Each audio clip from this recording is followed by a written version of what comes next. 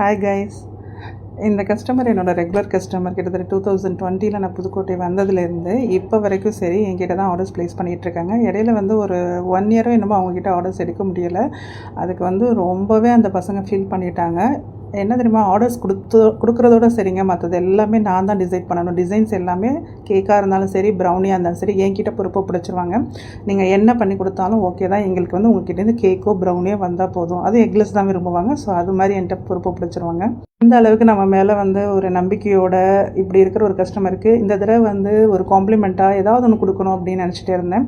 சரி, ஓகே, நம்ம ganache காம்ப்ளிமெண்ட்டாக provide பண்ணலாம்னு சொல்லிட்டு நான் அதுக்கு அதை அமௌண்ட் வாங்காமல் அவங்களுக்கு இதை நான் கொடுத்தேன். இனிமேல் என்னோட ரெகுலர் கஸ்டமர்ஸ்க்கு இந்த மாதிரி டிஃப்ரெண்ட்டாக காம்ப்ளிமெண்ட்ஸ் நான் ப்ரொவைட் பண்ணலான்னு இருக்கேன். பட் அமௌண்ட்டில் மட்டும் பார்கெயின் மட்டும் பண்ணாதீங்க. எக்லெஸ் ப்ரௌனியில் கிரிங்கிள் டாப் வரதுக்கு இன்னொரு டிப்ஸ் சொல்கிறேன். அதாவது இப்போ பட்டர் ஒரு மெஷர்மெண்ட் சொல்கிறாங்க அப்படின்னா 50 கிராம்ஸ் அப்படின்னு சொல்கிறாங்கன்னா நீங்கள் 50 கிராம்ஸே எடுக்கக்கூடாது, 65 கிராம்ஸ் அது மாதிரி எடுக்கணும். ஏன்னா ஒரு சாலிட் லிக்விடாக மாறுறப்ப அதனுடைய மெஷர்மெண்ட் கம்மியாகும். வேணால் ட்ரை பண்ணி பாருங்கள். 50 கிராம்ஸ் பட்டர் மெல்ட் பண்ணிங்கன்னா 33 to 35 கிராம்ஸ் அந்த ரேஷியோவில் தான் இருக்கும். ஸோ எக்லெஸை பொறுத்த வரைக்கும் பட்டர் தனியாக, சாக்லேட் தனியாக மெல்ட் பண்ணி சேர்த்துக்கலாம்.